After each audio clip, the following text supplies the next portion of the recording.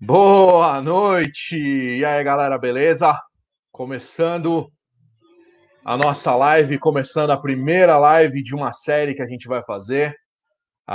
O Live Talk amanhã é sábado, começando hoje, sexta-feira, às 20 horas e 2 minutos. Eu perdi aí 2 minutinhos, mas foi por uma boa causa.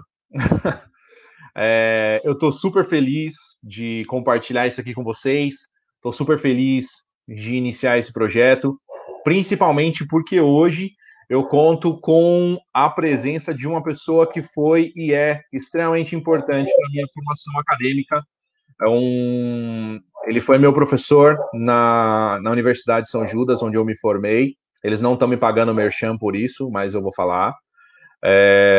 E eu estou aqui com o professor Moacir Assunção, ele que é de Arapina, Pernambuco, um cara extremamente polido, um cara extremamente inteligente, jornalista, historiador, escritor, professor universitário especializado em história e principalmente história militar.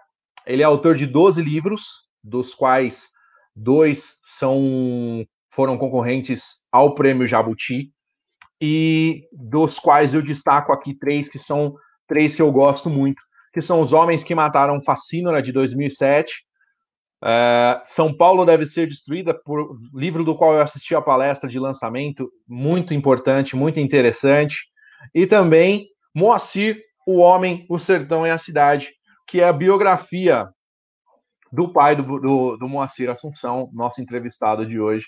E eu vou trazê-lo aqui à tela para que a gente comece essa live no melhor estilo. Vamos lá. Bem-vindo, professor. Olá, boa noite, Juan. Prazer falar com você, prazer falar com os amigos aí. A gente sempre tenta, um bom papo é sempre bom, mesmo que seja à distância nesses tempos de pandemia, né? Mas a gente É sempre tenta importante. conversar, sempre é bastante saudável, né? Sempre é bastante salutar e a conversa que a gente vai ter hoje, eu espero que o senhor goste, porque eu estou Certamente. muito feliz de verdade de ter o senhor aqui para a gente conversar. Eu já externei no começo da entrevista que o senhor é extremamente importante na minha formação acadêmica, foi o primeiro professor com quem eu tive contato e eu estou bem contente de estar aqui dividindo isso com o senhor. Eu também fico muito contente, Juan. Você sempre foi um aluno muito esforçado, são daqueles que a gente percebia que ia em frente na profissão, que ia fazer um trabalho bacana. E a gente sempre fica contente, eu sempre gosta de prestigiar gente interessada, gente que tem vontade de fazer coisas. E isso é extremamente necessário, né? E a gente, claro que a gente consegue, aí já são uns 15 anos, um pouco mais de como professor, na verdade uns 18 anos mais ou menos. Então a gente já Legal. começa a saber quem é quem, né? E isso é muito bacana poder de alguma forma colaborar com a formação dos alunos. Isso é o melhor presente que um professor pode receber. Não tem nada parecido com isso. Eu fico muito feliz de estar aqui conversando com você. Muito legal o senhor ter dito isso também, porque a gente vai deixar isso gravado e eu vou repercutir isso para todo mundo que eu era um bom aluno. Mostrar isso para minha mãe, para ela ver que eu sou um bom aluno. Eu estou falando a Professor, verdade. a gente não combinou isso antes, eu não paguei nada para Eu o sei. senhor, e É, que de fato, fique não. constado isso nos autos. Professor, eu quero começar conversando com o senhor, principalmente sobre a sua carreira, enfim. Como eu disse no começo, o senhor escreveu 12 livros, e que já é uma carreira como escritor bem grande, 12 livros não é para qualquer um. E um dos livros que o senhor escreve, que é um dos que eu destaquei no começo, é Os Homens que Mataram o Facínora. E é um dos livros que eu tenho um tema que eu acho muito interessante, uma fala de um personagem muito interessante, muito importante na história nacional, que é o Lampião, que por muitos, e na verdade é pintado em diversas literaturas, em diversos filmes, como o vilão, como o bandido, enfim, como o cara fora da lei, o cara errado. É essa mesma a figura do Lampião? Ele era esse vilão que é pintado nos cinemas? Lampião era um bandido, de fato, né? Ele era um bandido terrível, assim, cruel em muitos momentos, né? A questão é que o que eu coloco no livro, o meu livro ele conta a história assim, como você sabe, né, na verdade dos inimigos do Lampião, né? É claro que o Uhum. Lampião é o personagem central do livro, né? O Lampião é um personagem fascinante, né? Tem poucos personagens tão importantes e tão impactantes na história do Brasil quanto o Lampião, né? Mas ele de fato era um bandido. O que não quer dizer que a polícia fosse muito melhor que ele, né? Ainda mais na época. A gente está falando anos 20, Alto Sertão, onde não chegava notícia, onde não tinha nenhuma sociedade civil organizada, vamos dizer assim. Então a Uhum. polícia muitas vezes era tão bandida quanto os cangaceiros, né? No livro eu faço questão de deixar claro que os dois lados eram terríveis, né, contra o cidadão comum.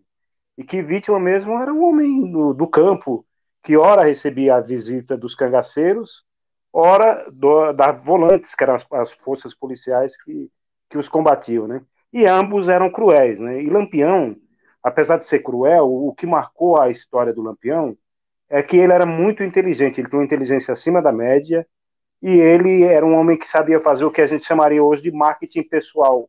Ele dava entrevista, ele era sedutor no trato pessoal, ele sabia quando podia ser cruel e também sabia quando devia ser diplomático, né? Então isso o diferenciava dos outros cangaceiros, que eram pessoas muito rudes em geral, quase sem estudo. Ele também tinha pouco estudo, né? Era semi-analfabeto, mas era de uma inteligência e sabia ler, sabia escrever, não era totalmente analfabeto, né? Era semi-analfabeto. Mas era um homem assim muito inteligente. A inteligência do Lampião é que fez com que ele conseguisse permanecer 20 anos no cangaço, o que aconteceu só com ele e com mais um outro cangaceiro anterior a ele, né? Então, Lampião, sem dúvida, foi um bandido. Quando me perguntam, Lampião é um bandido social? Não, Lampião era bandido mesmo. Não tenho nenhuma dúvida com relação a isso. Né? Era um bandido como outro qualquer. A diferença é que ele era sedutor, né? Ele era inteligente, ele se destacava, ele não era cruel o tempo todo, ele sabia onde ele podia ser cruel e onde ele precisava pisar mais leve, né? Onde ele precisava ser um pouco mais polido, mais diplomático, né? Então o Lampião é um personagem muito rico, muito curioso, né? E que tem uma história que, no final das contas, ele se torna bandido porque a família dele foi vítima de vários crimes. Então isso faz com que ele se torne bandido, de fato. Então a origem do movimento dele está numa revolta contra uma família vizinha que perseguiu durante muito tempo a família dele, né? E ele se envolve em questões de lutas de família que até hoje existem no Nordeste, embora com menos intensidade que em outras épocas, né? Mas é assim, o Lampião é um personagem polêmico, em muitos aspectos contundente, mas é um personagem muito rico. Não sei se você sabe, e talvez a maior parte das pessoas não saiba, mas Lampião é o brasileiro mais biografado do mundo. Eu já li o livro do Lampião escrito em francês, em espanhol e em inglês, e até uma vez me deram um livro de Lampião escrito em japonês, né, que eu não consegui entender absolutamente nada. Né? Mas pelo menos as fotos eu sabia do que se tratava. Mas é um personagem, principalmente na França, os cangaceiros são vistos assim com muita curiosidade, como se fossem os bandidos medievais franceses. Né? Então eles chamam a atenção por causa dessas características físicas e de trato deles. Né? O Lampião, ele não deixa substituto, tanto que quando ele morre, 2 anos depois o cangaço efetivamente acaba, porque quem iria sucedê-lo seria o Corisco, que era o lugar-tenente dele, o segundo homem do bando. O problema é que o Corisco era muito violento, bebia muito, o Lampião bebia muito pouco, e o Corisco era extremamente violento e não tinha os contatos que Lampião tinha com os fornecedores de armamento e de munição, que até hoje é um segredo guardado a sete chaves. Ninguém sabe exatamente quem eram essas pessoas que conseguiam manter um grupo armado à distância. Né? Lampião chegou em alguns momentos até 100 cangaceiros armados e muito bem armados. Né? Era como se fosse um pequeno exército, né? Divididos em vários bandos, inclusive um deles comandado por Corisco. Mas Corisco não tinha a menor condição de substituí-lo. 2 anos depois que o Lampião morre, ele também é morto num confronto e o cangaço acaba enquanto movimento organizado de criminalidade, né? Então, aproveitando aí, Na verdade, o campeão, o Lampião, ele acaba sendo um estereótipo, na verdade, do da pessoa que acaba entrando para a vida de crimes, enfim, por conta de algum trauma, por conta de alguma situação, por conta de algum problema da sociedade, e não exatamente por ser um cara mau caráter ou um cara ruim. A gente pode colocar Isso. dessa forma. Pode colocar, né? A família dele entrou em confronto com a família vizinha, que eram até quase parentes, mas eles se desentendem por motivos banais. E a família dele começa a ser perseguida, tem que largar suas terras e morar em outra cidade. O pai dele era uma pessoa extremamente pacata, pacífica, não queria guerra com ninguém. A mãe era muito mais belicosa, né? Dizem que o pai desarmava os filhos, que além do Lampião, mais 2 irmãos dele entraram no cangaço, né? E morreram no cangaço. E foram personagens importantes da história do cangaço. E, embora ele fosse o chefe, esses outros eram também, tinham um status muito próximo dele, né? E aí quando o pai é morto pela polícia num crime, que na verdade a polícia estava atrás dele e dos 2 irmãos, e não encontrando, mata o pai por perversidade. Aí ele pega o chapéu e ele diz assim: ó, a minha casa a partir de hoje é o meu chapéu, quer dizer, não vou ter paradeiro. E aí ele vai começar a perseguir as pessoas que atacaram a família dele, né? Agora, o que é curioso, e é o que eu destaco no livro, é que ele nunca se vingou dos seus 2 principais inimigos, né? Os caras que o levaram para a vida de crime. Por isso que eu fiz o livro contando a história dos inimigos, né? É uma outra forma de ver, tem muitas belas biografias de Lampião aí, tem gente que entende muito do assunto, tem alguns amigos meus que são os melhores dessa pesquisa, né? E eu não me atrevi a escrever uma outra biografia. Eu falei, não, outra biografia eu não escrevo, pô. Na época, eu pesquisava o tema cangaço, sei lá, há 5, 6 anos, e tinha gente que pesquisava há 30, né? Falei, o que eu vou trazer de novo?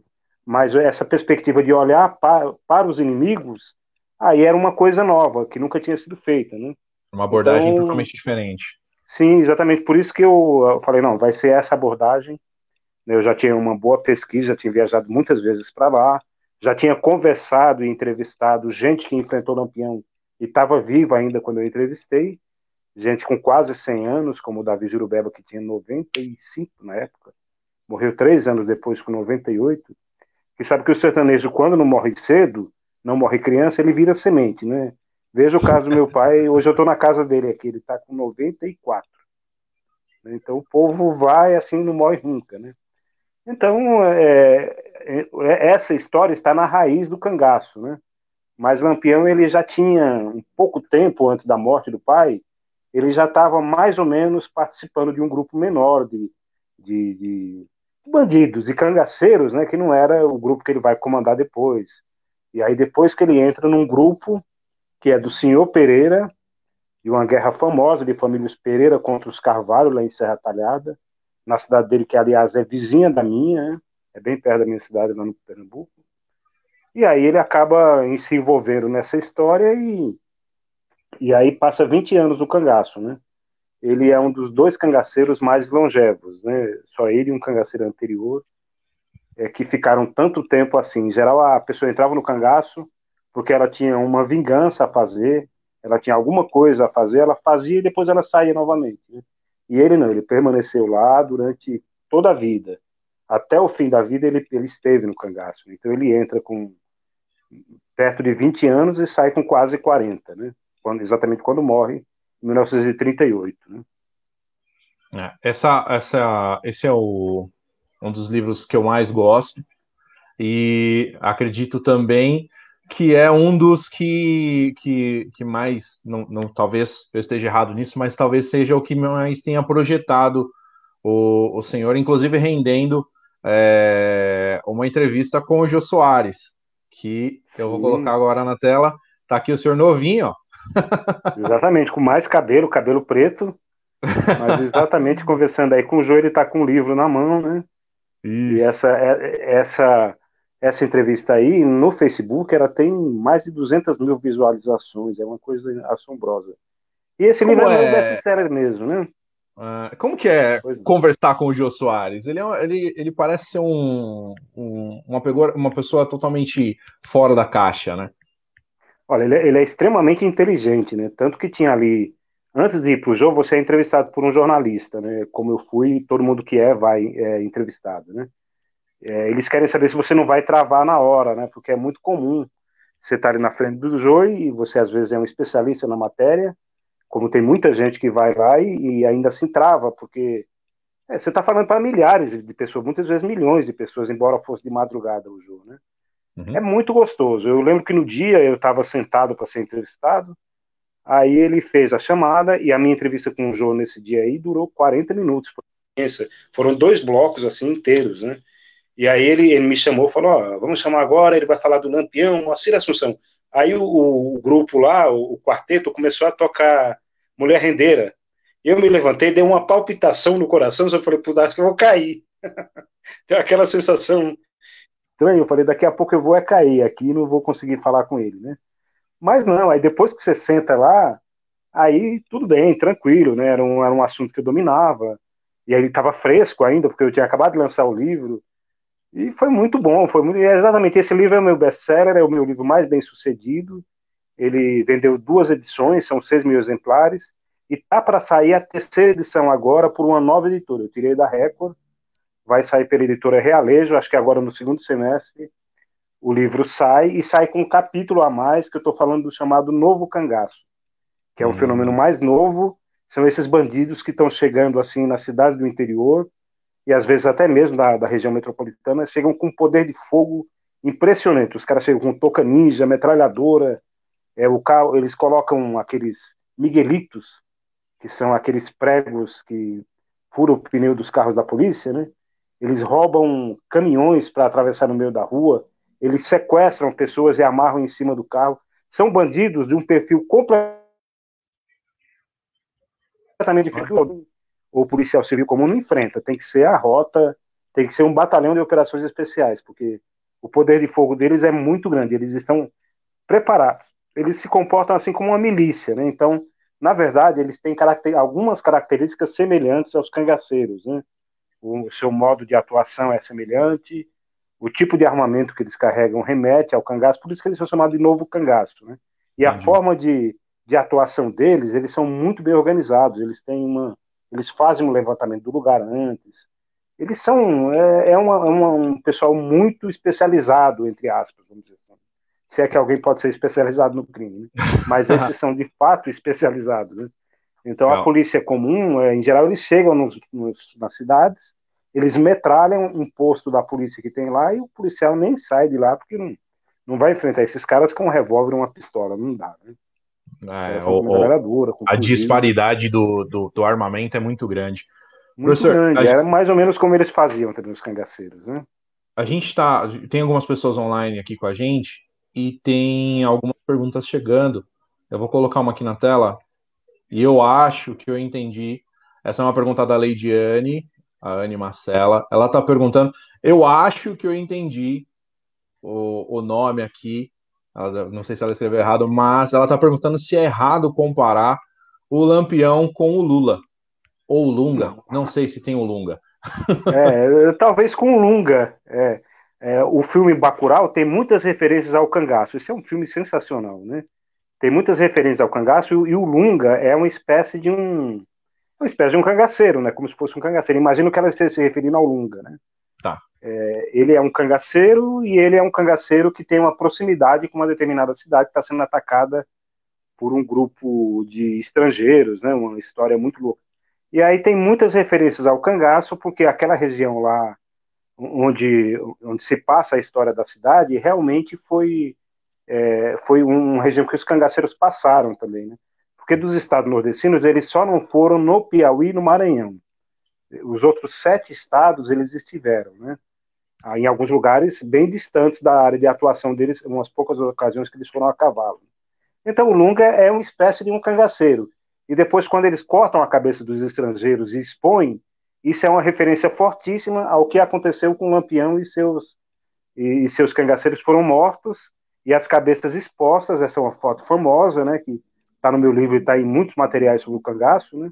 Eu mandei para um amigo estrangeiro, ele pensou que era cabeça de cera, né? Falei, nossa, é muito bem feita essa cabeça de cera. Eu falei, não é de cera, é de verdade mesmo, ficou chocado. Nossa. Putz, que coisa mais horrível. Eu falei, mas é verdade. Aconteceu isso no Brasil e muitas vezes, né? Então, Hum, o Lunga, realmente, a figura dele lembra de um cangaceiro, o modo de trajar dele, a obediência dos outros bandidos, né? A liderança que ele exerce, porque Lampião era um líder nato, né? Lampião é de uma liderança impressionante, assim. Não tem notícia de nenhuma vez ter faltado armamento, munição, ter faltado nada. O bando era muito bem abastecido e Lampião provia muito os interesses dos seus cangaceiros, né? E era muito respeitado por eles. Imagina você ser respeitado por homens rudes, assassinos brutais como cangaceiros, né? E ele era muito respeitado. Nenhum cangaceiro, há pouquíssimos casos de cangaceiros que contrariaram alguma decisão dele. E quando contrariava, ele enfrentava, expulsava o sujeito e eventualmente até matava, né? É uma acho história, que o cangaço é uma história muito interessante.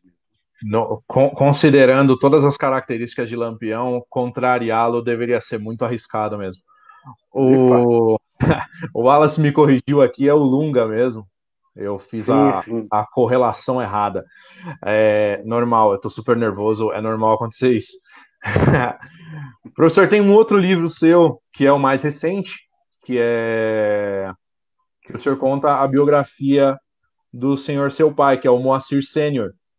Sim. Como foi revisitar a história do seu pai?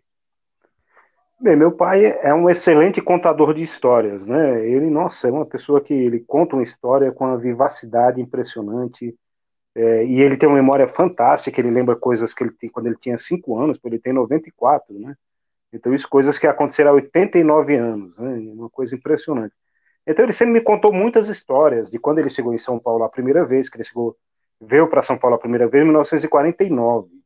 Né? Depois ele voltou para o Nordeste e a família inteira voltou só em 1978, quando eu já estava junto, né?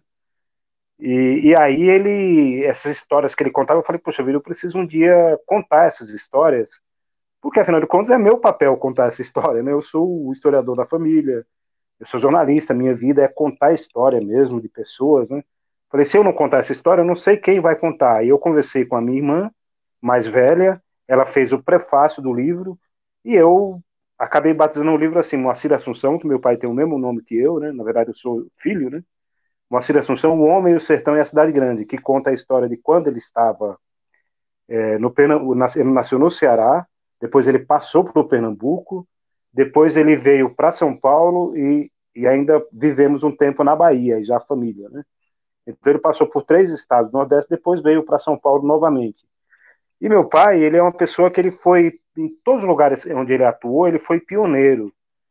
Ele levou, por exemplo, a primeira bicicleta para a cidade lá que ele foi morar no Pernambuco, o primeiro carro, o primeiro telefone. Então ele conta as histórias assim. Quando ele chegou com a primeira vitrola lá no Ceará, ele conta que uma tia dele ficou dando volta assim em volta da vitrola, tocando música do Luiz Gonzaga, e perguntou assim: onde é a boca dessa bicha? Era a pessoa que era uma que tinha pessoa lá dentro, né? Onde é a boca dessa bicha? Eu nunca tinha visto. E ele conta quando ele chega de bicicleta lá na cidadezinha dele, lá no interior do Ceará, Alto Sertão Cearense, uma mulher olha e sai correndo, entrando no mato, quebrando os gravetos, morrendo de medo, achando que era um monstro lá, porque nunca tinha visto uma bicicleta na vida, né? Então ele é uma pessoa de uma inteligência, assim, de uma cabeça impressionante. E eu falei, bom, então é uma grande oportunidade de homenageá-lo. Ele ainda está bem, né? A cabeça dele está ótima, apesar da idade. Mas isso, eu lancei esse livro faz 5 anos, estava melhor ainda. Então, ele conseguiu aproveitar tudo, ficou muito feliz. Fizemos uma festa no restaurante nordestino na Penha, reunimos mais ou menos 200 pessoas, entre parentes e amigos. E ele ficou muito feliz. E eu, mais ainda, porque eu falei, puxa vida, eu não posso morrer sem contar essa história do meu pai. Né? Essa história porque a história dele é impressionante. Aqui em São Paulo ele chegou a ser morador de rua, né?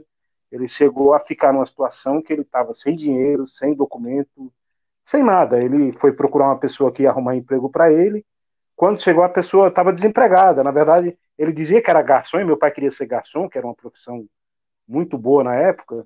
E, na verdade, o rapaz estava desempregado, era pedreiro, servente de pedreiro, estava desempregado, morava na favela. Então ele falou, não, então não vou ficar na sua casa, não vou lhe ocupar, vou para a rua. Ele foi para a rua e ficou morando na rua sem comer nada, pedindo esmola mesmo.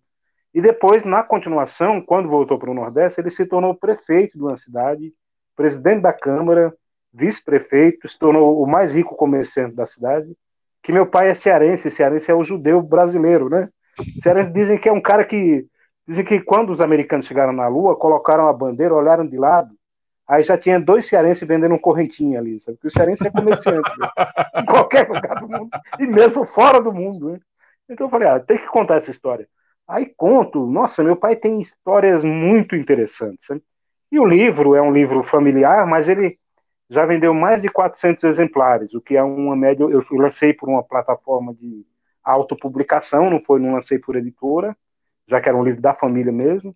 E o livro, tem um monte de gente comprando um livro que nem me conhece, porque no fundo a história do meu pai, é uma parte, uma pequena partícula da história da migração nordestina para São Paulo. O meu pai, ele integra o segundo grupo de nordestinos que chegou em São Paulo.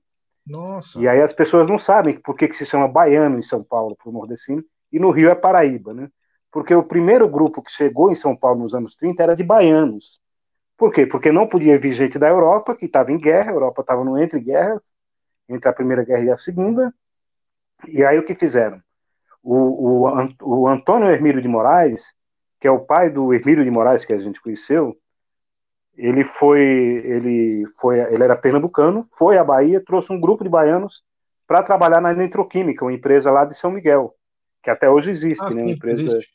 existe até hoje, né? Então exatamente por causa disso, como eram baianos, os nordestinos de São Paulo passaram a ser chamados todos de baianos, embora a maioria não é de baianos, é de gente de outros estados, né? Mas aí e no Rio também aconteceu um fenômeno semelhante 10 anos depois, que foram paraibanos para lá. Por isso que no Rio é Paraíba e em São Paulo é baiano, né? E quando eu cheguei aqui, tinha aquela história do preconceito contra baiano, que desapareceu hoje, né? Mas eu conto no livro, que aí tinha gente que dizia assim, baiano, burro, que era o nome do cara burro. Eu falava, tem razão, baiano é terra de gente burra, né? Tem um tal de Caetano Veloso lá, um tal de Jorge Amado, um tal de Gilberto Gil, Raul Seixas, só gênio, né? Então, é Mas difícil ter baiano burro mesmo, né? eu queria ser burro desse jeito, Eu também porque adoraria. Eu queria ser burro como Caetano. cara genial. Na verdade, Então, esse preconceito, principalmente com o nordestino, eu acho, principalmente não, né? Qualquer preconceito é burro por si só, mas esse preconceito com o nordestino é de uma burrice muito grande. Principalmente a gente aqui em São Paulo, a gente não consegue transitar por São Paulo sem participar de alguma coisa que tenha sido construída por nordestinos, planejada por nordestinos, enfim.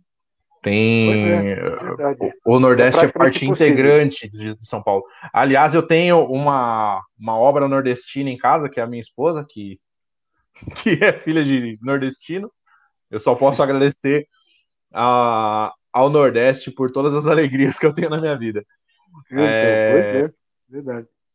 professor, o senhor é um historiador, né? E aí eu quero entrar num assunto um pouco, falando ainda de história, mas fugindo um pouco do da, da, da parte bonitinha.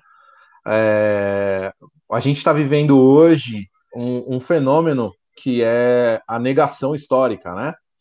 Já de alguns anos para cá, as pessoas um negacionismo de tudo que aconteceu, principalmente da metade do século passado para cá, principalmente quando a gente fala do período do regime militar, da ditadura militar no Brasil. E como historiador, como o senhor enxerga isso? O que representa para o senhor que as pessoas prefiram acreditar em pessoas como o Olavo de Carvalho, que é um negacionista, ao invés de acreditar nos livros que contaram a nossa história ao longo aí desses últimos 50, 60, 70 anos? Pois é, isso é lamentável, né, Juan? Veja, eu pesquiso também uma pandemia, e inclusive ia lançar um livro sobre isso, a editora não aceitou, e eu caí na besteira de não procurar outra editora, né, que é a gripe espanhola de 1918, que Uhum. acabou de completar 100 anos, né? Olha só, se as pessoas tivessem lido sobre essa pandemia, elas iam descobrir que muitas coisas que a gente está fazendo hoje começaram lá atrás, essa coisa de manter distância social, o isolamento social, de lavar as mãos com frequência, de usar, eles não tinham álcool em gel, mas eles tinham uma coisa similar na época. Quer dizer, a história é o que diziam os antigos historiadores, a história é a mestra da vida, né? Quando você entende a história, você consegue, se você entende o seu passado, você entende o seu presente. E você consegue fazer, você não consegue prever o futuro, mas você consegue fazer uma projeção do que poderia ser o futuro, que é mais ou menos o que os historiadores fazem, né? Eles comparam coisas do passado, chegam a algumas conclusões e apontam caminhos que podem ser seguidos no futuro, não é profeta, não vai acontecer isso. Não, a gente não sabe o que vai acontecer, ninguém sabe, ninguém tem a menor ideia. Mas quando alguém nega um fato histórico acontecido, isso é um crime contra a humanidade, isso é um absurdo completo. Eu li livro do Olavo de Carvalho, mas é coisa de vomitar, porque uma idiotice atrás da outra. Alguém que considera esse sujeito como guru, certamente é muito mais estúpido do que ele. Então, lamentável. Eu acho que assim, quem segue as ideias do Olavo e é negacionista, devia dizer assim, olha, eu abro mão se pegar a Covid, eu abro mão de respirador, eu abro mão de hospital, porque eu vou me guiar pelo meu mestre, né? Pelo mestre aí, o presidente, pelo mestre Olavo de Carvalho, por esses mestres, bem entre aspas. Então, o negacionismo é a vitória da estupidez, né? A vitória da estupidez, e me lembra sempre uma frase do Nelson Gonçalves, aliás, Nelson Rodrigues, que eu gosto muito, que ele dizia assim que no Brasil, lamentavelmente, a estupidez perdeu a modéstia, né? Antes ela era mais modesta, ela ficava mais quietinha. Hoje a pessoa acha bonito ser burro, acha bonito ser estúpido e gritar isso aos quatro ventos. E claro que isso não acontece só no Brasil, né? Isso é um fenômeno mundial. Começou com os negacionistas negando que existiam as câmeras de gás. As câmeras de gás lá na Alemanha nazista. Não, isso nunca existiu. Isso é um absurdo. Como é que poderia? Isso está documentado. Tem foto, tem documento, tem tudo que comprova.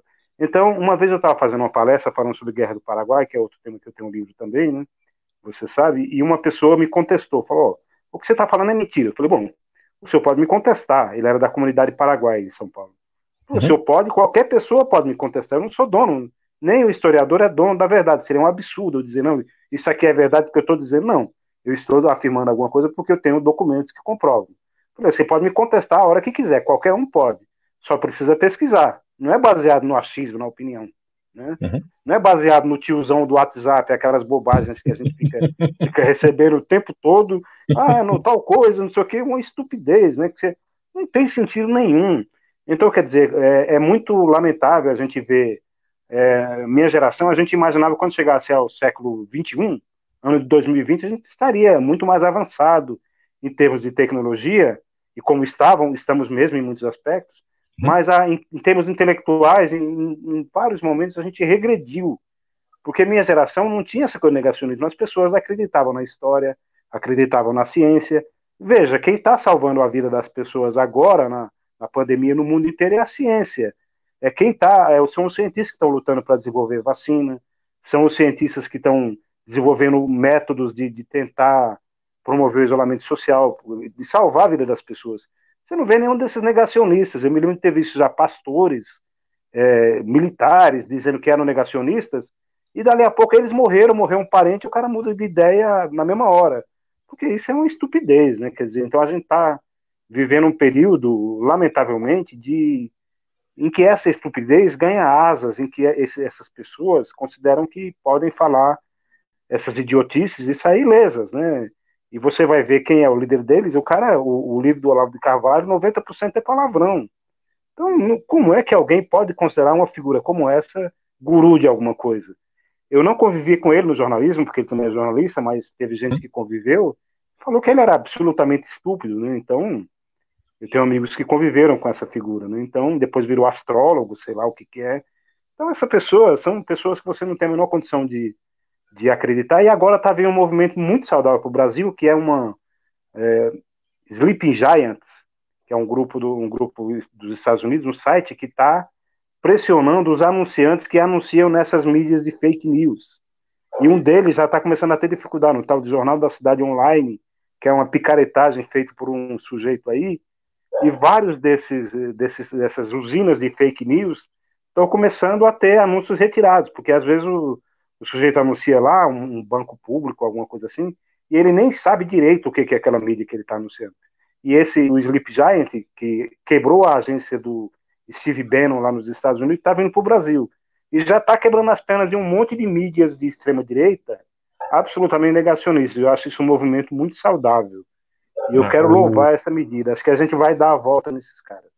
Hoje, inclusive, agora não me recordo se foi hoje ou se foi ontem, mas houve aí uma polêmica sobre esse Jornal da Cidade Online, acho, que foi o corte do patrocínio por um monte de empresas, e inclusive o Banco do Brasil, e aí depois veio o Carlos Bolsonaro e fez uma pressão lá no filho do vice-presidente, que é o presidente, ou um dos membros da cúpula do Banco do Brasil, e o patrocínio foi retomado, também muito por conta dessa pressão, né? Exatamente. Esse povo, ele se beneficia de fake news, eles vivem a mentira. Até parece assim que eles vivem uma realidade paralela, que o país que eles estão falando é um país que não tem nada a ver com o nosso. Eles estão falando de um país imaginário, meio medieval, uma coisa muito esquisita. Então, a gente tem agora a gente tem um número bem razoável de checadoras dirigida por jornalistas profissionais, gente que vive do jornalismo, e a credibilidade está na base do trabalho do jornalista, né? O jornalista que quiser destruir sua carreira, basta sair mentindo por aí. Ele destrói em 2 tempos, né? Eu prezo o meu nome, não tenho muito patrimônio, mas o meu nome é um patrimônio que eu cuido muito bem na medida do possível, né? Então, é o que permanece. É o que permanece, quer dizer, outras coisas, bobagem, né? Mas o seu nome, as pessoas lhe entenderem em qualquer lugar, que as pessoas sabem que você pode não concordar com elas e podem não gostar de você, mas elas lhe respeitam, porque elas sabem que você vai fazer um trabalho honesto, digno, você não vai sair mentindo aí, ou para um lado ou para o outro, você vai ser o mais honesto possível, não é imparcial, que não existe imparcialidade, mas você vai ser honesto, né? Você vai dar espaço para todo mundo se pronunciar, você vai ser equânime na divisão do espaço, você vai colocar exatamente o que a pessoa falou, mas você vai ser crítico com ela quando necessário, mas de uma forma respeitosa, né? Então, acho que agora tem algumas checadoras fazendo um trabalho muito bacana, dirigidas por jornalistas profissionais e que estão quebrando as pernas. Toda vez que eu pego um desses fake news aí, eu vou lá nas checadoras, pego a resposta e coloco para a pessoa ver. Que, inclusive, parentes, né? Faça isso, é muito saudável, né? Mesmo os parentes eles ficam meio com raiva, mas eu falo, gente, dados são dados. Você pode não gostar da pessoa, mas é um dado, é verdade, é assim. Infelizmente, eu tenho feito muito isso. Eu não queria no ano de 2020 ter que ficar desmentindo informação no WhatsApp, mas infelizmente é o que eu mais tenho feito. Professor, a Cida, ela está assistindo a gente e ela pediu para o senhor mandar um abraço, mandar um oi para ela. Ela está lá no Crato, lá no Ceará. Opa, Cida, um abraço para você. O Crato é a terra. Eu tenho alguns parentes que moram no Crato. E também em Juazeiro, tem uma tia lá em Juazeiro, essas regiões, Lampião passou muito, o Crato é uma cidade muito bacana ali no pé da Serra do Araripe, e a família da minha mãe é exatamente de Araripe, é do sul do Vale do Cariri, do qual faz parte Crato, né? Essa região maravilhosa aí do Ceará, que não é uma região, que é uma região que tem bastante água, e é uma região, uma cidade bastante culta. Então, um grande abraço aí para a Cida, e para todos os queridos amigos lá do Crato e de adjacências. Legal, legal. Professor, a gente falou agora sobre fake news e a gente sabe que a desacreditação dos meios de imprensa, principalmente de jornais, enfim, não é uma coisa nova, não é um fenômeno novo. Na verdade, a maioria dos regimes totalitários se fizeram valer desse tipo de ferramenta, que era desacreditar da imprensa para que as pessoas acreditassem somente nos próprios veículos do governo. A gente viu isso no nazismo, viu isso no fascismo italiano e também viu isso com Pinochet. Enfim, a maioria dos regimes totalitários, isso não é exclusividade de direita ou esquerda. Mas a gente tem visto muito isso hoje aqui no Brasil, e aí existe até CPIs investigando o suposto gabinete do ódio, que é lá em Brasília. E eu queria que o senhor me dissesse se o senhor acredita que essas fake news elas têm realmente minado a credibilidade da imprensa e como fazer para fazer o trabalho inverso, como o que os meios os veículos de comunicação deveriam ou poderiam fazer para resgatar essa credibilidade?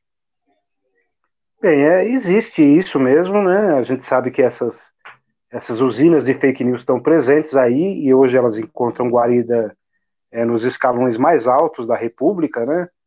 Com o presidente e seus filhos, o que é absolutamente lamentável. O próprio comportamento dele com os jornalistas é uma coisa horrorosa, né? Eu falei, pô, ninguém jamais me mandaria para frente do palácio, porque na hora que ele começasse a falar aquelas asneiras, eu ia mandá-lo para a ponte que partiu. 2 minutos, mas talvez eu fosse preso, perdesse emprego, não faz a menor diferença. Mas eu não ia deixar passar batido, né? Como eu fiz muitas vezes profissionalmente quando eu me senti desrespeitado ou algum colega que estivesse ali era desrespeitado também, né? Então isso existe, como eu comentei, é um fenômeno mundial. Hoje a gente tem países que são democráticos só no nome, né? No caso é a Hungria, que o presidente lá tem uma ligação ideológica muito forte com esse nosso mandatário aí, que está no poder, né? E é o Orbán. E acontece também em outros países, que os caras eles estão querendo agora uma imprensa que seja amigável aos seus desígnios, né? Que praticamente repercuta só o que eles querem.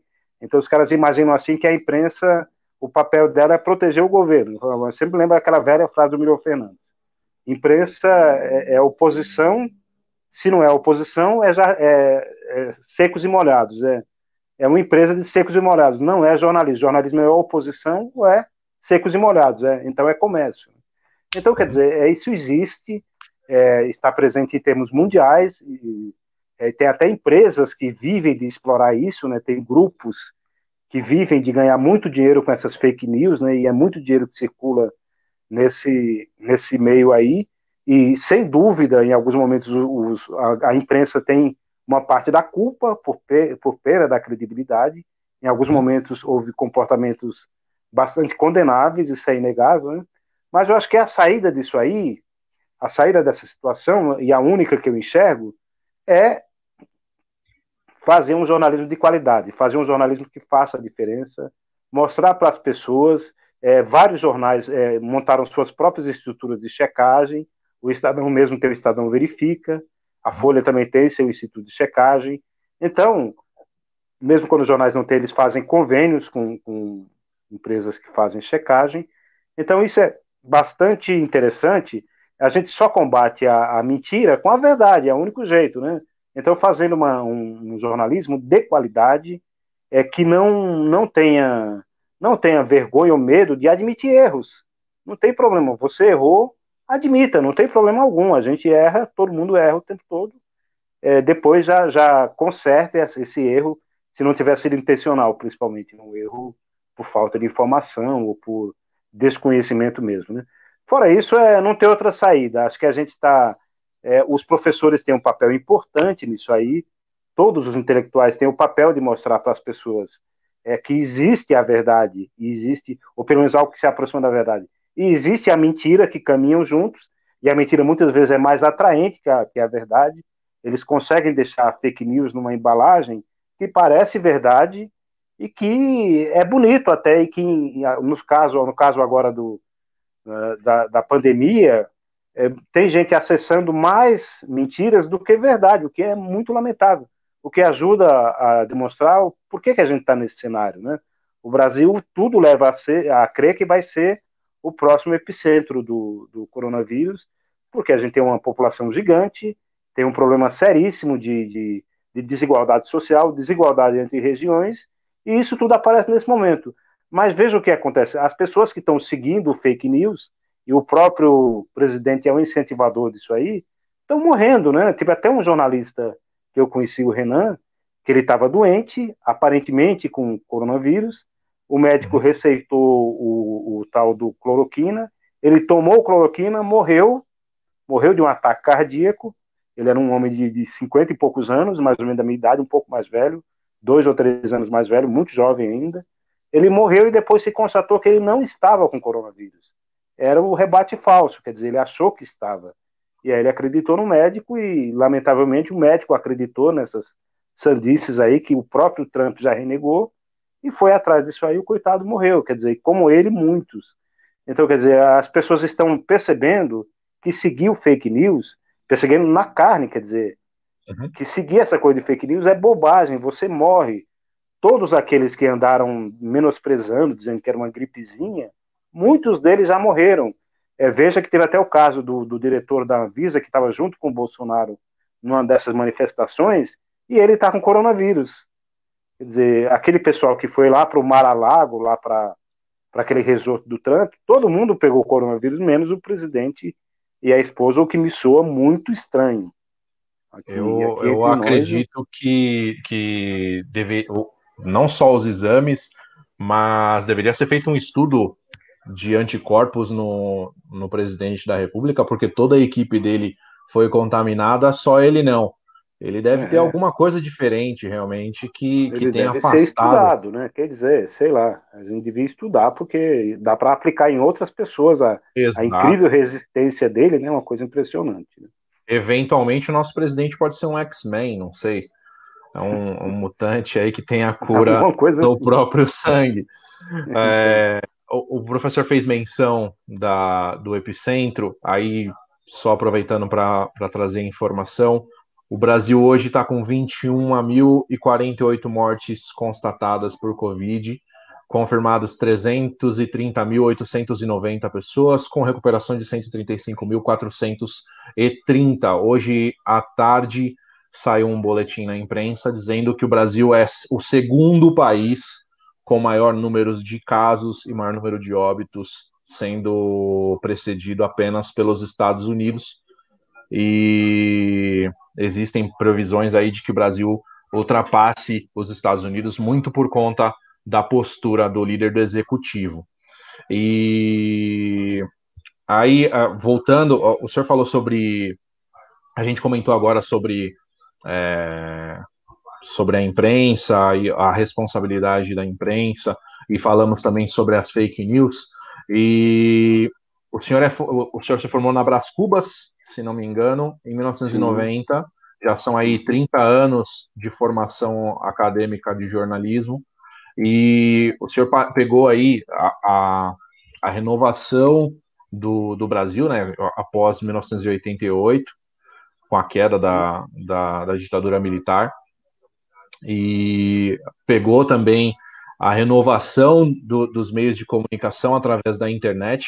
E eu queria que o senhor fizesse um comentário, já que o senhor também é professor universitário, como que o senhor enxerga a formação acadêmica através desses 30 anos, se hoje a gente forma jornalistas com a mesma qualidade de 30 anos atrás, se houve um declínio nisso, se hoje os jornalistas são melhor formados do que antes.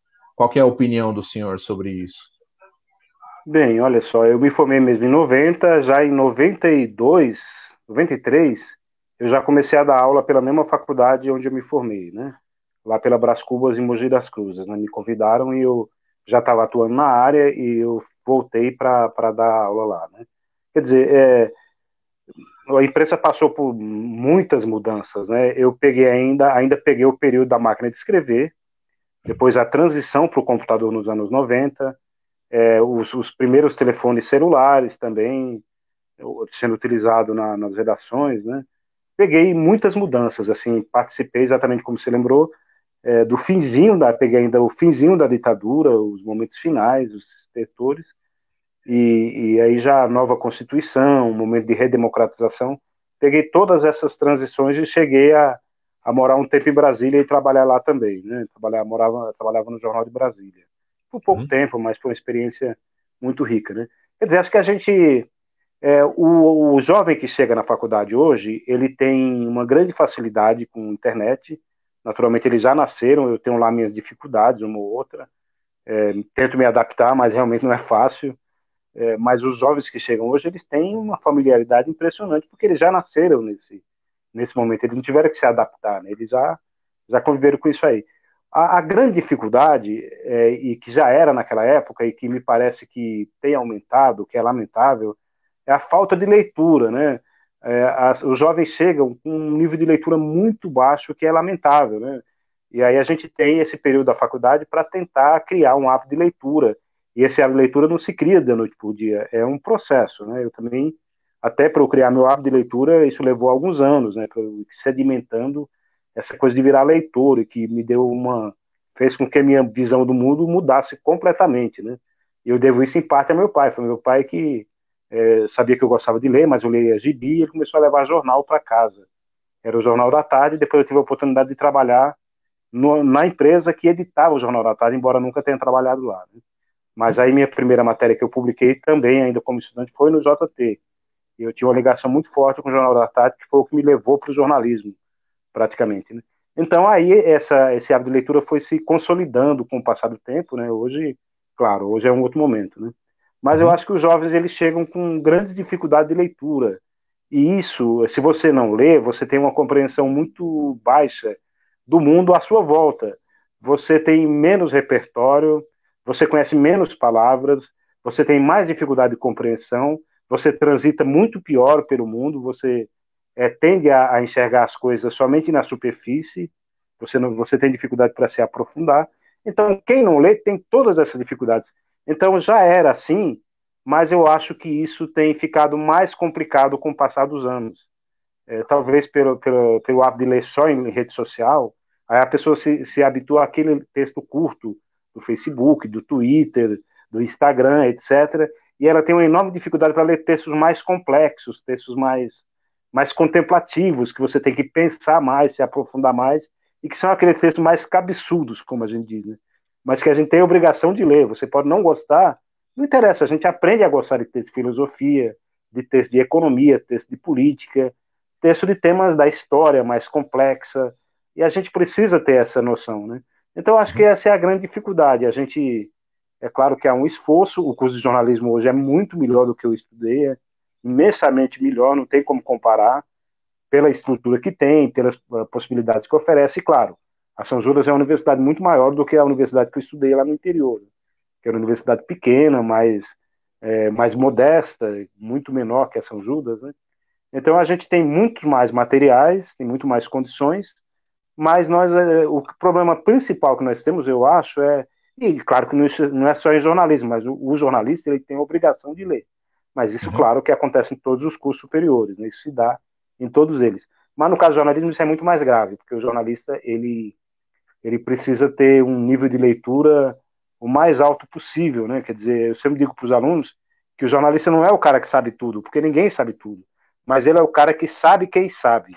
Então isso faz uma diferença brutal, porque você tem uma visão muito mais ampla do mundo, né? E Tem isso é sempre uma dificuldade, né? a capacidade de enxergar com quem é a pessoa certa de se falar sobre o assunto Exatamente. certo, né? Então, A pois gente é. a gente está comentando da São Judas e tem um pessoal aqui que estudou comigo na São Judas. O Henrique está aqui, tem mais um pessoal. Queria mandar um abraço aí para todo mundo. Um É, abração aí, queridos. Um grande prazer ouvir falar de vocês e saber que vocês continuam por aí na luta. É muito legal mesmo, viu? pessoal, tive a sorte de ter uma turma de pessoas muito talentosas e eu não tenho nenhum embargo em dizer isso, não é uma vaidade minha, mas a minha turma realmente tem pessoas muito talentosas que eu guardo até hoje.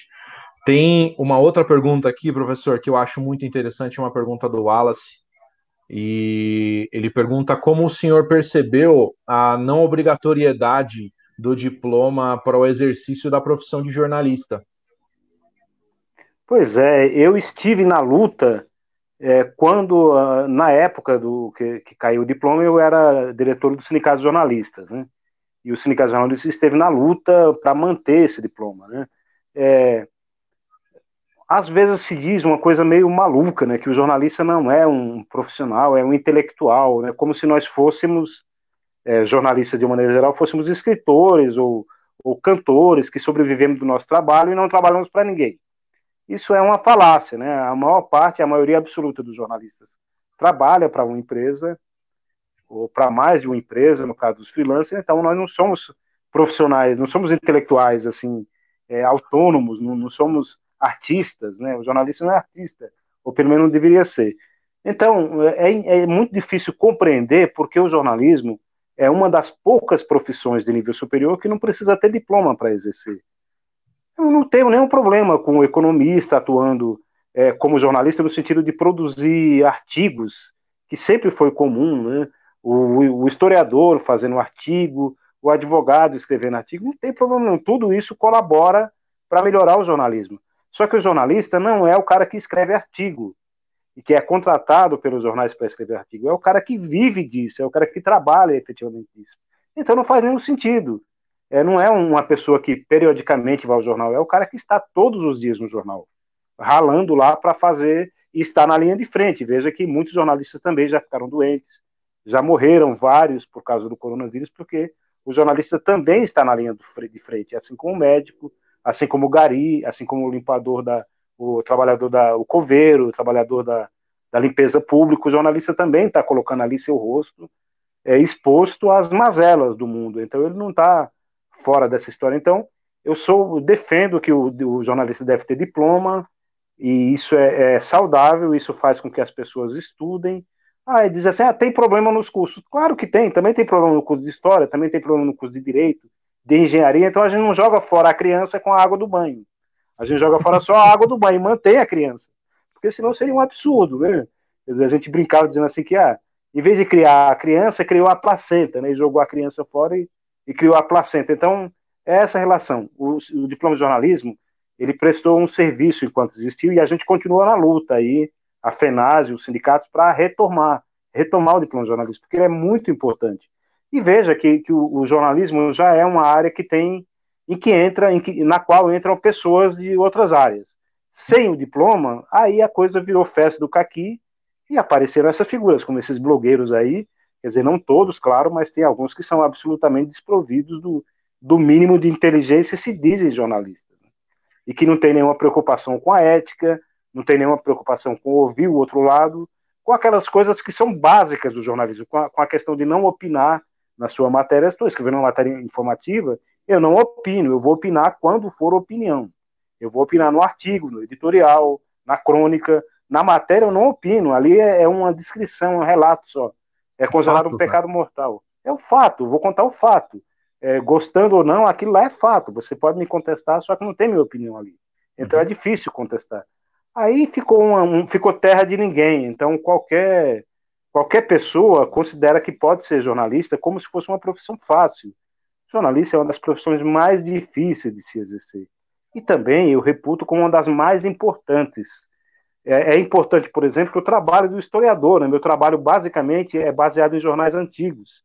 Se os jornalistas não tivessem escritos, eu não teria material para pesquisa. Então veja como é que o jornalista não é o historiador, mas ele faz a história do presente. E depois o historiador vai ver com um olhar à distância. Mas ele depende muito do trabalho do jornalista para para ter aquele retrato do momento. Né? Então é uma profissão muito importante, muito pouco prestigiada, lamentavelmente, principalmente no Brasil, e que ainda, além de tudo, além das suas crises atuais, ainda enfrenta essa descrença de uma parte da sociedade que prefere acreditar a gente brinca aí no tiozão do Zap Zap, né, que é completamente maluco e que coloca essas doideiras que a gente recebe por aí, e a gente cansa de dizer para as velhinhas, por favor, não acredite nisso, não passe para frente, que isso é mentira, você vai ser desmascarado ali na frente, vai ficar muito chato. Então eu sou favorável ao diploma, eu tenho a impressão que o diploma em algum momento ele volta. E eu acho que isso vai ser muito salutar quando a gente tiver de volta o diploma da nossa categoria. Eu acho que ele é muito importante e ele faz com que as pessoas que queiram ser jornalistas vão estudar. É saudável, vão estudar, vão fazer uma faculdade. Se a faculdade for ruim, não importa, a gente consegue. Eu digo para meus alunos que eles não devem ficar só na faculdade. A faculdade é uma das partes da formação. Você tem que buscar informação fora, como eu sempre fiz, e eu acho que meus melhores alunos, como você, Juan, também sempre fizeram isso, e é assim que a gente faz a nossa formação. Ela é um complexo de várias coisas, e a faculdade é uma delas, mas não é a única também. Né? Eu agradeço de novo o elogio. O senhor acha que também por conta dessa crescente participação de pessoas não formadas, dentro da imprensa, seja ela oficial ou não, seja os veículos tradicionais, como os impressos, como até os portais desses jornais. O senhor acha que por conta da participação dessas pessoas não formadas, a qualidade da cobertura da imprensa, principalmente nos últimos, vou colocar 5 anos, que é quando a gente teve talvez os eventos mais importantes da década aqui no Brasil, com derrubada de presidente, renovação de políticas trabalhistas e com a nova eleição do presidente Bolsonaro, o senhor acha que a qualidade diminuiu por conta disso ou não? A gente ainda tem uma qualidade de cobertura de imprensa que é boa? Olha, a gente tem uma boa cobertura de uma maneira geral, mas vamos dizer assim, principalmente na imprensa profissional, né? Que, por exemplo, a Folha tradicionalmente é um jornal que sempre foi contrário ao diploma de jornalismo, né? É uma política da empresa, né? Mas quando eles precisam contratar alguém, eles dão preferência para os jornalistas formados, né? Em geral, são jornalistas formados que dão os melhores furos lá, que contam as melhores histórias. Então você é contrário, mas na hora do vamos ver, putz, por que eu vou pegar um cara que diz que é jornalista, mas nunca entrou numa faculdade e vou dar ele entregar para ele uma coisa muito complexa, que é a opinião, que é uma coisa perigosa até. Eu fui processado muitas vezes na minha vida, nunca perdi nenhum processo, né? Ganhei todos, mas fui processado muitas vezes porque é complexo você falar dos outros e falar mal muitas vezes, né? E se você não tiver preparado para essa situação, né? Mas a gente teve em parte, esses blogs, essas coisas extraoficiais da profissão, elas em parte ajudaram a trazer uma falta de credibilidade para a imprensa e também a trazer uma certa confusão. Eu me lembro de algumas vezes estar fazendo matéria e aí eu ia falar com um policial sobre uma matéria de polícia. Aí ele dizia, isso repercutiu na imprensa. Eu falava, o quê? Não, o Ratinho. Eu falava, não, por favor, não me confunda com o Ratinho. Eu sou jornalista. Ratinho não é jornalismo. Ratinho é entretenimento, é outra coisa. É claro que ele tem jornalistas que trabalham lá também, assim como esse rapaz aí, o da Atena. Mas isso não é jornalismo, isso é entretenimento, né? Isso é piada, é brincadeira. Jornalismo não é isso. Jornalismo é uma coisa séria. Tem todos os defeitos, mas não tem o de falta de seriedade, né? Então, essas pessoas, em muitos casos, elas contribuíram para diminuir a credibilidade da imprensa, o que fez que, muitas vezes, do que o jornalista profissional que vive do jornalismo e que trabalha em lugares mais sérios, digamos assim, fosse confundido com um blogueiro, com alguém que que faz um blog simplesmente e que não tem nenhuma preocupação com a ética, com a questão de ouvir o outro lado, aquelas questões que são basilares da imprensa e que o jornalista aprende no primeiro dia na faculdade. Que ele precisa ser ético, ele precisa dar espaço para o outro lado, que ele precisa ouvir as pessoas mais do que falar. Então, eu tenho visto muitos jornalistas se tornando mais estrelas do que as pessoas que eles entrevistam. E isso acabou colaborando um pouco para diminuir a credibilidade da imprensa, porque fez com que todo mundo fosse confundido com essas figuras. E isso é muito ruim, isso é lamentável, né? Eu acho que também o próprio mercado, aos poucos, vai depurando e vai afastando essas pessoas que não têm nada a ver com jornalismo, e aí vão ficando as pessoas que efetivamente fazem um trabalho de qualidade, né? Mas isso também colaborou, junto com o negacionismo, junto com o negar a ciência, negar o conhecimento, né? Eu me lembro uma vez de ter visto uma palestra do Leandro Carnal, do professor Leandro Carnal, que ele disse que ele tem alunos hoje em dia que o cara entra na sala e aí ele vai falar sobre Kant, o grande filósofo alemão Immanuel Kant, e aí o rapaz de 18 anos, no primeiro dia de aula, diz assim, olha, eu discordo do Kant. Poxa, peraí, eu discordo do Kant? Falou, pô, primeiro você precisa ler toda a obra dele em alemão arcaico, passar mais ou menos 30 anos estudando a obra dele, para você entender. Aí depois disso você pode até contestar, mas você está no primeiro dia da faculdade, você já está discordando do Kant, então aí é de doer, né? Aí não dá, né? Eu já tive um aluno uma vez que eu falei mal do texto dela, e ela me disse assim, olha, mas o Saramago escreve assim. Eu falei, puxa vida, eu estou dando aula para o Saramago. Eu sou um gênio, eu não sabia. Eu dava aula para o Saramago. Eu falei, caramba, eu sou que nem você falou, um X-Men aí, né? Tô dando aula pro Saramago, que coisa. Professor, a gente já está com 1 hora e pouquinho de live. Eu não sei se o senhor pode me dar mais alguns minutinhos do seu tempo. Claro, sem problema. Mas eu queria conversar com o senhor, aproveitando o momento político que a gente está passando, eu queria conversar com o senhor sobre a imprensa internacional. O Brasil tem sido, Brasil, não só o país, mas enfim, o executivo, principalmente na figura do presidente, tem sido bombardeado por conta das suas posturas, por conta das suas falas na imprensa internacional. O senhor que já fez, como a gente já falou ao longo da conversa, o senhor cobriu, pegou o finalzinho da ditadura, pegou outros eventos que foram extremamente importantes, trabalhou em grandes veículos brasileiros. O senhor acha que esse é um dos piores momentos do Brasil nos últimos 30 anos, no que tange a imagem internacional do país? Sem dúvida, cara. A gente vive esse momento, tá dando medo até de uma situação em que brasileiro começa a ser discriminado lá fora por causa da doença. Começa a ser visto como um irresponsável, como um bufão irresponsável, como alguém que não. Como se nós todos comungássemos do pensamento aí do mandatário, né, do presidente, o que é absolutamente falso, mas é o que passa lá, né? O Brasil, ele sempre teve uma imagem muito boa no mundo e o Brasil era. Eu gosto muito de relações internacionais e pesquisa a temática, né? As relações internacionais brasileiras sempre foram de excelência, né? A gente sempre teve aqui grandes diplomatas. O Brasil é o país que abre a Assembleia Geral da ONU, tem uma tradição de excelentes diplomatas, né? E a gente tem aí um ministro que é um negacionista, né? É aluno do Olavo de Carvalho, acha que o Trump é a salvação da civilização ocidental, uma coisa maluca.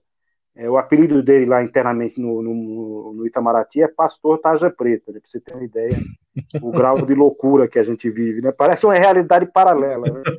Então, imagine, o Brasil com essa tradição, um país que era ouvido por, quer dizer, o Brasil tranquilamente mediaria um conflito entre árabes e judeus, né? Tranquilamente, o Brasil era respeitado pelos judeus e pelos árabes, né? Hoje não é, hoje, lamentavelmente, o Brasil vive um momento terrível, um momento que a gente se alinha com as piores coisas, a gente fica ali do lado da Hungria, que é uma ditadura hoje, a gente fica ao lado do Trump, que não tem respeito nem nos Estados Unidos, e corre o risco de cair agora, porque é um negacionista. Já se constatou que pelo menos 40 mil americanos morreram por causa da demora dele de implantar o isolamento, pelo menos 40, certamente esse número é maior. Então, a gente vive um momento terrível. O Brasil nunca teve uma imagem tão ruim. Antes você falar brasileiro lá fora, não viajei tanto assim, mas tive a oportunidade de viajar, você era muito bem recebido em qualquer lugar. Era tido como uma pessoa de um país alegre, um país que preza a tranquilidade, a alegria, pessoas pacíficas.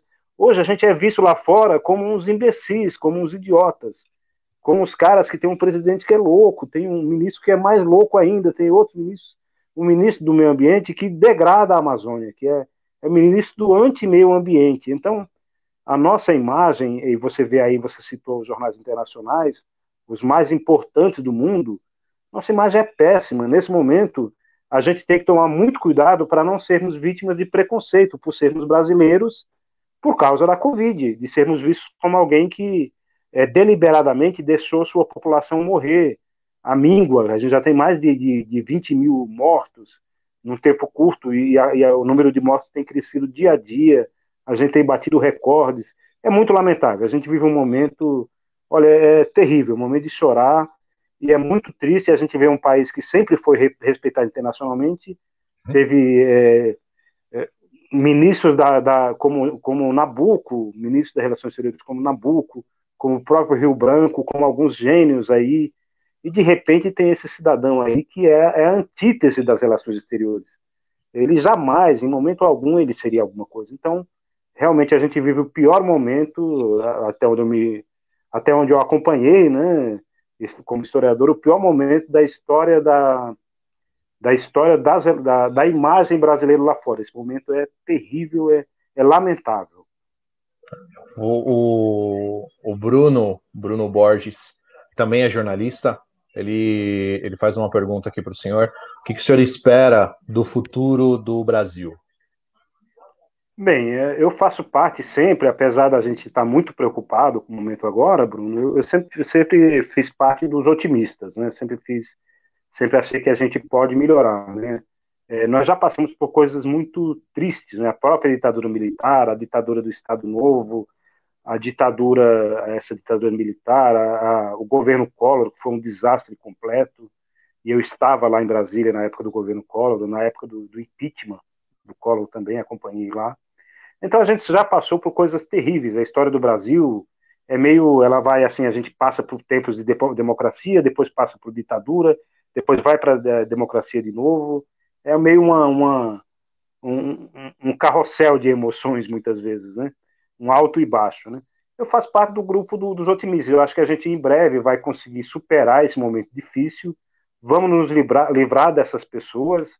Eu acho que a cada dia que passa, mais elas cavam sua cova, mais elas deixam claro para o mundo inteiro e para o Brasil e para as pessoas que votaram neles e também que se omitiram, o que é tão grave quanto votar neles, se omitir também. Poxa, você tinha muitas opções. Você podia não gostar desse, mas tinha um outro. Exatamente, você escolheu o pior, você não podia esperar grande coisa mesmo. Então, não tinha condição de sair coisa boa mesmo. Como dizia o grande humorista lá, o Aparício Tonelli, o Barão de Itararé, ele dizia que de onde você não espera nada, é que não sai nada mesmo, né? Não vai sair nada disso aí. Então, eu acho que a gente vai superar esse momento e a gente vai conseguir dar a volta e vamos conseguir mostrar para o mundo que nós não somos essas pessoas que estão aí. Essas pessoas, elas são uma excrescência, são alguma coisa que a gente, por alguma razão, a gente teve que passar por isso, mas a gente vai se livrar delas e a gente vai viver um momento melhor, um momento em que a gente vai andar por aí com a cabeça erguida e vai dizer que é brasileiro e vai ficar muito feliz com a reação das pessoas, porque elas vão perceber também que as coisas vão ter mudado. Né? Eu acho que a gente supera esse momento. Nós já passamos por coisas piores e não abaixamos a cabeça. Né? Não é, quem enfrentou a ditadura não tem medo de um capitão expulso do exército, né? Um capitão incompetente, que depois virou um deputado federal medíocre, foi um vereador nota zero e que, claro, que não seria importante para ninguém, né?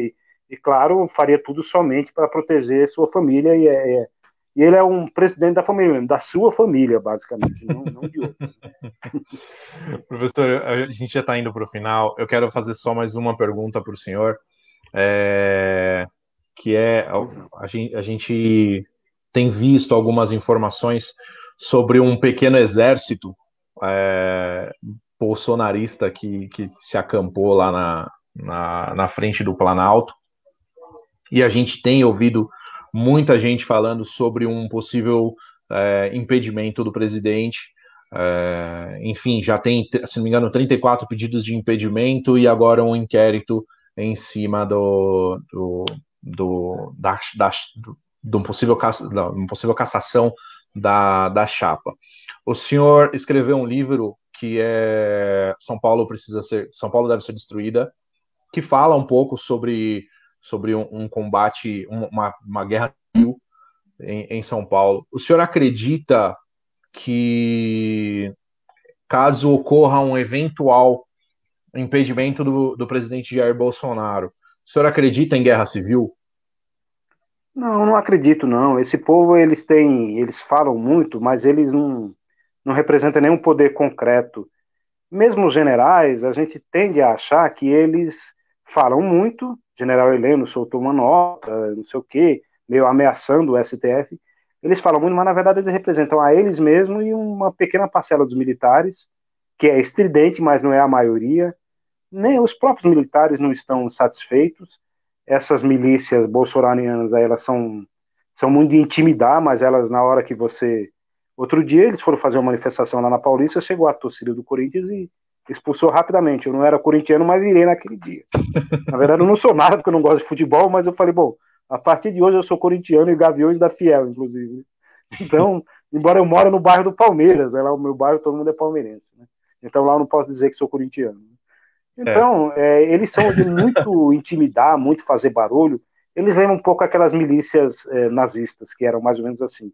Intimidavam na pressão, mas quando encontravam uma força superior, eles recuavam. Eu não acredito que haja. Eu acho que a gente. É claro que seria um processo traumático. A gente já passou, teve um caso recente de uma presidente que sofreu impeachment, e isso é sempre traumático, isso sempre traz muito problema tal. Mas não acredito em guerra civil, não. Eu acho que não, eles não têm força para tudo isso, não. Eles fariam muito barulho, bateriam o pé, mas se alguém batesse mais forte, eles recuariam. Essa milícia aí da Sarah Winter, um procurador entrou com um pedido para que a polícia militar entrasse lá, porque ela mesma admitiu que tinha armas lá dentro. Alguns CACs, alguns caçadores, né, que estariam lá, teriam armas. E aí o juiz negou, disse: não, o direito à livre expressão é garantido. Sim, é garantido. Mas não é para você cometer crime, não é para você montar milícia, não é para você montar grupo armado. Se for, o outro lado também tem direito de se armar. E isso é um absurdo. Aí a gente entraria mesmo no esquema de guerra civil. Tem que pegar pesado com esses caras, é preciso reagir, porque eles estão achando que muitas coisas estão muito fáceis, não tem reação. Quase da sociedade, eles estão se aproveitando também do fato das pessoas responsáveis, como somos a maioria, não saírem à rua, porque a gente está em meio a uma pandemia que ninguém sabe exatamente quando a situação vai ficar um pouco melhor, pelo menos. Né? Mas eu não acredito, não creio em guerra civil, não. Eu acho que não. Esses são leões que rugem muito, mas não têm dentes. Eles falam demais e a gente precisa enfrentá-los. Né? Teve um grupo lá que atacou os enfermeiros, e eu me lembro de uma jovem ciclista, uma moça ciclista pequenininha, ela foi para cima dos caras e expulsou os caras de cima dos enfermeiros protestando, e aqueles dois cidadãos, os dois inclusive, um deles era pastor evangélico, parece, e o cara atacando os enfermeiros de uma forma desabusada, assim, um tal de Renan e uma outra cidadã, é gente absolutamente desqualificada. Mas a gente precisa enfrentá-los, e isso aí é para ontem, porque senão eles começam a se sentir poderosos mesmo, e a gente não pode dar essa sensação para eles, ficaria muito fácil. perfeito, perfeito, concordo. É o Renan da Silva, se não me engano, o nome Isso, é isso do mesmo. cidadão. Ele, inclusive, era um funcionário terceirizado do Ministério da Cidadania, Da Damares. o que é, o que é no mínimo, uma É um contradição. contrassenso. É um Como é que contrassenso. pode, né? É uma maluquice. Eu não Uma sei de pessoa onde que será esse povo, viu, gente? trabalha. É. Infelizmente, eu corroboro um pouco com. Eu acho que eu traço até um paralelo com o que o Humberto Eco disse sobre a internet, mas fazendo um paralelo, a internet deu voz aos idiotas, né? E Uhum. a gente percebe na sociedade, nessas pessoas, não vou dizer todos, porque toda generalização é burra, mas grande parte desses 57 milhões que votaram e elegeram o presidente da República, infelizmente, surgiram dos piores lugares possíveis. E aí, como eu disse, não dá para generalizar, mas muita gente com muito mau caráter, muita má intenção, acabou comparecendo mais às urnas do que gente que poderia ter feito diferença, já que nós somos 209 milhões e não apenas 57. Professor, eu quero te agradecer mais uma vez. Muito obrigado por ter aceitado o convite, por poder participar, por me ceder algumas horas, um tempinho do senhor, da sua noite, para participar aqui, responder as perguntas do pessoal que está assistindo, responder as minhas perguntas.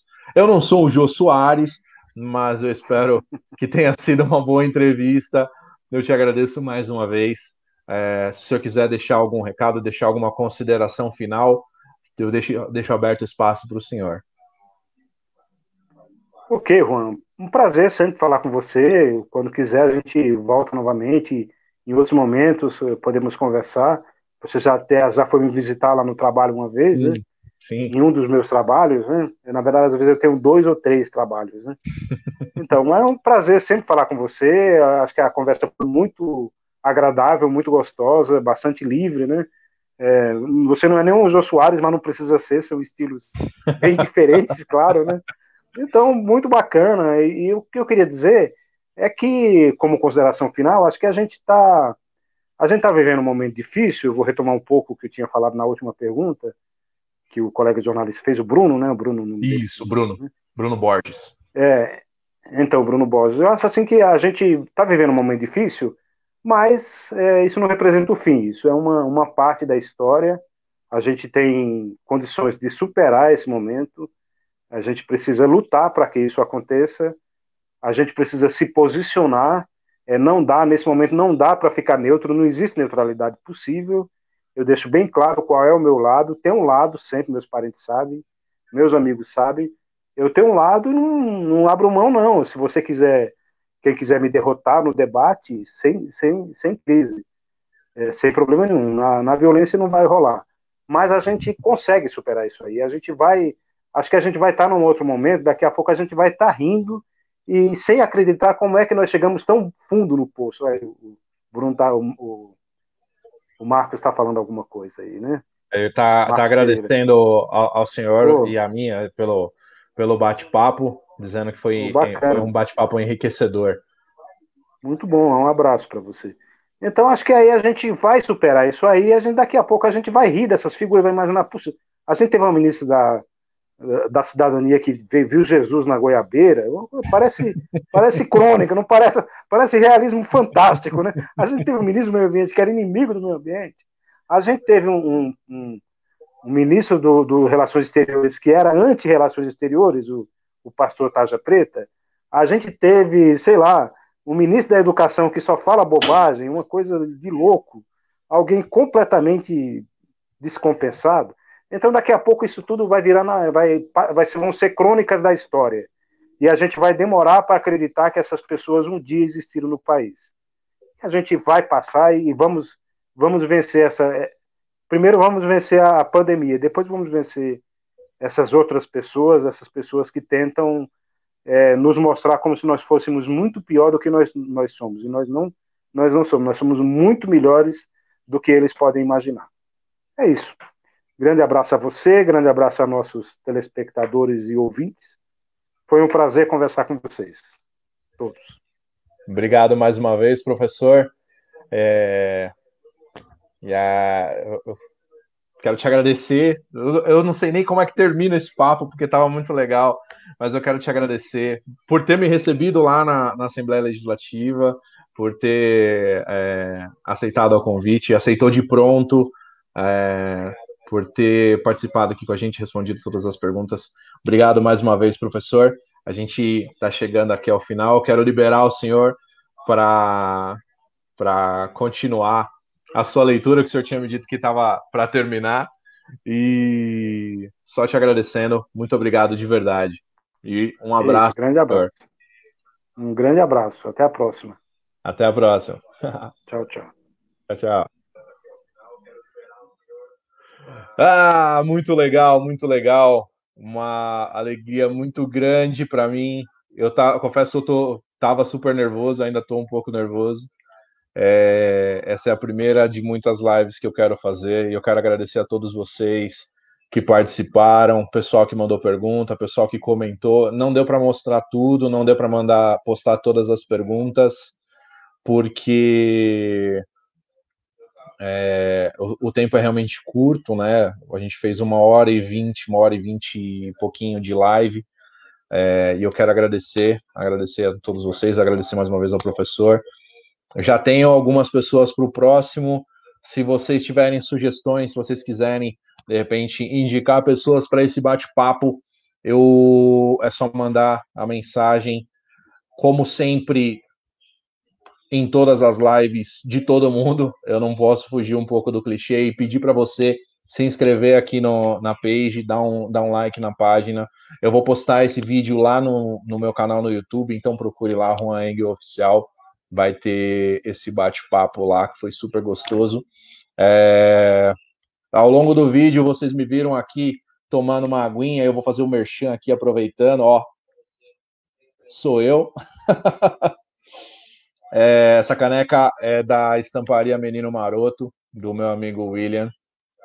E se vocês precisarem, o Dia dos Namorados está chegando aí. troquem ideia com ele, conversem com ele, vai ser super bom. Nesse momento a gente tem que incentivar os nossos amigos próximos que têm negócios, e então faça isso também, compre do pequeno empreendedor que trabalha com vocês, e é isso aí.